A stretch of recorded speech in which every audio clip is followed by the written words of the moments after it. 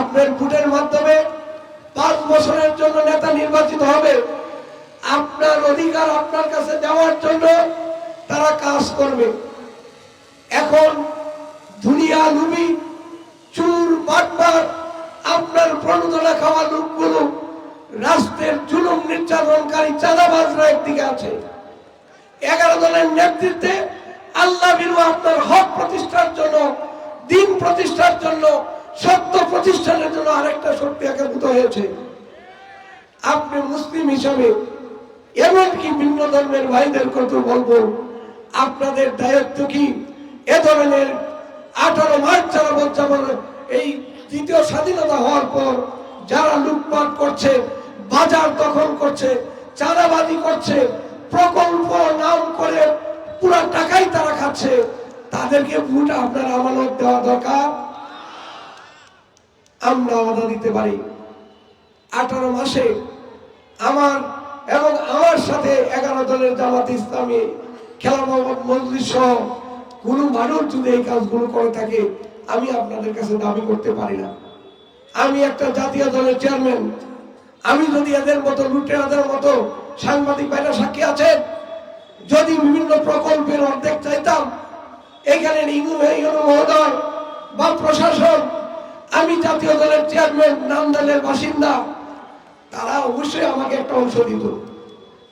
কারণ আমি বিশ্বাস করি পূর্ণ কর্তৃত্ব এবং বন্টনে যদি আমার রাষ্ট্রীয় ক্ষমতা না থাকে, আমি এই ভাগ বাটোয়ারার সাথে 18 মাস জড়িত হই নাই এবং এই কলঙ্ক নিতে চাই নাই।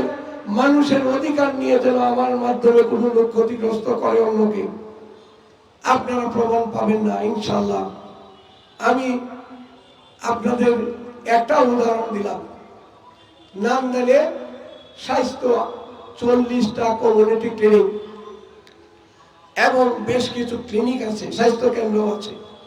নামদালে 100 শয্যার 50 শয্যার হসপিটালও আছে।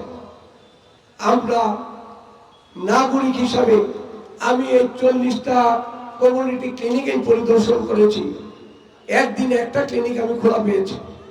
মানুষকে জিজ্ঞাসা করেছি, এই ক্লিনিকগুলো আপনাদের অবশ্যই ওষুধ দেয়, কমপক্ষে 70 থেকে 74 ধরনের ওষুধ এই ক্লিনিকগুলোতে সরবরাহ করা হয়।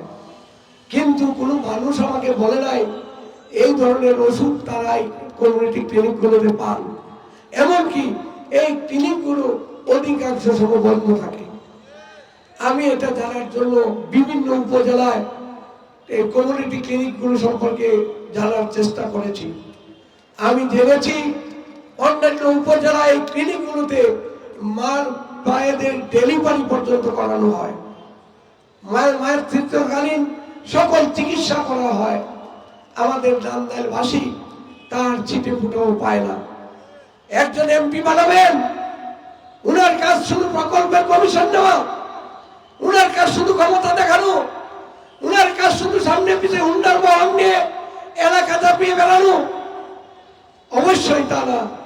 সে আপনার ভোটে নির্বাচিত, আপনার দায়িত্বপ্রাপ্ত, সুতরাং তার এই বহরই কাজ কাম কোনোভাবেই সমর্থনযোগ্য না।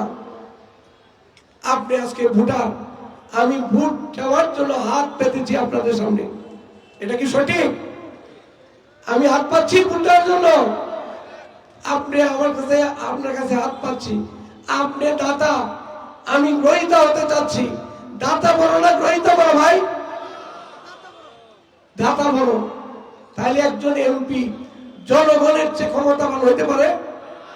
রাষ্ট্র সংবিধান বলে সকল ক্ষমতার উৎস জনগণ।